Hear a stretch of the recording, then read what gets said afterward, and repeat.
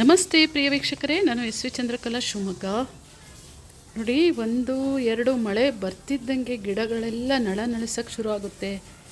ನಾನು ಯಾವುದೋ ಒಂದು ಮೂಲೆಯಲ್ಲಿ ಗಿಡ ನೆಟ್ಟಿದ್ದೆ, ಕಾಣಿಸ್ತಾ ಇಲ್ಲ, ಸತ್ತೇ ಹೋಗಿದೆ ಬಿಡು, ಮತ್ತೊಂದು ಸಲ ಎಲ್ಲಾದರೂ ಸಿಕ್ಕಿದ್ರೆ ತಂದು ನೆಡಬೇಕು ಅಂತೆಲ್ಲ ಅಂದ್ಕೊಳ್ಳೋ ಹೊತ್ತಿಗೆ ಅದು ಎಷ್ಟು ಚೆನ್ನಾಗಿ ಆ ಮಳೆಯ ಒಂದು ಸಿಂಚನ, ಆ ಮಳೆ ಹನಿಯಲ್ಲಿರುವಂಥ ಒಂದು ಸತ್ವ ಎಲ್ಲ ಸೇರಿಕೊಂಡು ಸಣ್ಣ ನೆಲದೊಳಗೆ ಹುಗ್ದಿದ್ದು ಪಾಟೆಲ್ಲ ಕಾಲು ಎಲ್ಲೆಲ್ಲೋ ಬಿದ್ದಿರುತ್ತೆ, ಒಣಗಿದ ಮಣ್ಣು ಎಲ್ಲ ಒಂದು ಸಲ ಮಳೆಗೆ ತೋಯ್ತು ಅಂತ ಹೇಳಿದ್ರೆ ನೋಡಿ ಎಷ್ಟು ಚೆನ್ನಾಗಿ. ಈಗ ನಂದು ಈ ಕೆಂಪು ಹೊಂಗಾನೆ ಸೊಪ್ಪು ನಾನು ನೆಟ್ಟಿದ್ದು ನನಗೆ ಕಾಣಿಸ್ತಾನೆ ಇರಲಿಲ್ಲ, ಎಷ್ಟು ನಡೆಸ್ತಾ ಇದೆ ಅಂತ. ಕೆಂಪು ಹೊಂಗಾನೆ, ಹಾಗೆ ಬಾಯಿ ಬಸ್ಲೆ ಅಂತೀವಲ್ಲ, ಅದು ಸಣ್ಣ ಪಾಟಲ್ಲಿ ನಾನು ಎಲ್ಲೆಲ್ಲಿಂದ ತಂದು ನೆಟ್ಟಿಟ್ಕೊಂಡಿರ್ತೀನಿ.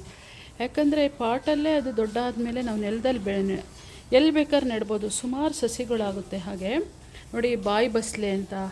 ಆಮೇಲೆ ಸುಮ್ಮನೆ ಬಸ್ಲೆ ಸೊಪ್ಪು ಸಾರು ಮಾಡಿ ಎಲ್ಲ ಒಂದು ಕಡ್ಡಿ ಅಲ್ಲೊಂದು ಕಡೆ ನೆಡೋಕ್ಕಾಗದೆ ಸುಮ್ಮನೆ ಗಿಡದ ಮಧ್ಯೆ ಇಟ್ಟಿರ್ತೀವಿ, ಅದು ಕೂಡ ಬರೀ ಕೇವಲ 1-2 ಮಳೆಯಲ್ಲೇ ನೋಡಿ ಎಲ್ಲ ಚಿಗುರು ಬಂದುಬಿಟ್ಟು ಈ ಥರ ಎಲೆ ಬಿಡ್ತಿರುವಂಥದ್ದು.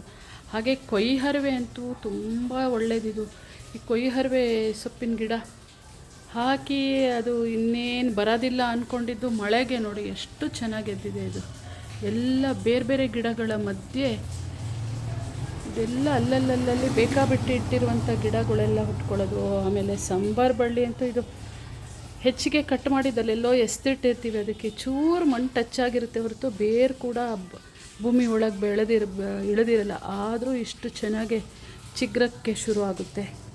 ಹಾಗೆ ಹಲವಾರು ಗಿಡಗಳು ಇಲ್ಲಿದೆ.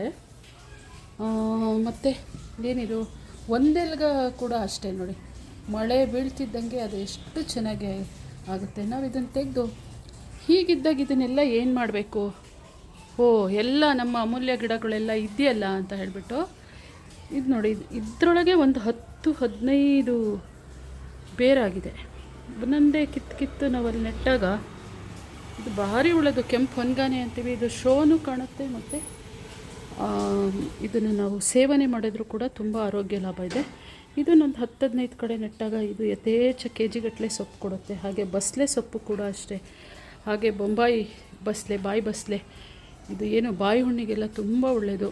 ಹಾಗೆ ಕೊಯ್ ಹರಿವೆ ಅಂತೂ ಮಸ್ಸೊಪ್ಪೆಲ್ಲ ಮಾಡ್ಬೇಕಾದ್ರೆ ಬೇರೆ ಸೊಪ್ಪು ಜೊತೆ ಹಾಕೋಕ್ಕೆ. ಹೀಗೆ ಇದನ್ನೆಲ್ಲ ನಾವು ಸಂರಕ್ಷಣೆ ಮಾಡಿ ಇಟ್ಕೊಂಡು ಬೇರೆ ಕಡೆ ಹಾಕ್ಕೊಂಡು, ಆಮೇಲೆ ಕಣ್ಣೆದ್ರಿಗೆ ಇರುವಂಥ ಸ್ವಲ್ಪ ಒಂದೊಂದು ಹಿಡಿ ಸೊಪ್ಪು ದೋಸೆಗೆ ಯಾವುದಕ್ಕೆ ಬೇಕಾದ್ರೆ ಹಾಕೋಬೋದು. ಸ್ವಲ್ಪ ಇದ್ದಾಗ, ಜಾಸ್ತಿ ಬೆಳೆದಾಗ ಹುಳಿ ಮಾಡ್ಬೋದು ಅಂತ ಹೇಳ್ತಾ, ನಮ್ಮ ಅಮೂಲ್ಯ ಸಸಿಗಳ ಸಂರಕ್ಷಣೆಯನ್ನು ನಾವು ಹೇಗೆ ಮಾಡ್ಬೋದು ಅಂತ ತೋರಿಸಿರುವಂಥ ಈ ಒಂದು ವಿಡಿಯೋ ನಿಮ್ಗೆ ಇಷ್ಟ ಆಗಿದ್ದರೆ ನಿಮ್ಮ ಅನಿಸಿಕೆ ಅಭಿಪ್ರಾಯವನ್ನು ತಿಳಿಸಿ ಅಂತ ಹೇಳ್ತಾ, ಥ್ಯಾಂಕ್ ಯು ಸೋ ಮಚ್, ಧನ್ಯವಾದಗಳು.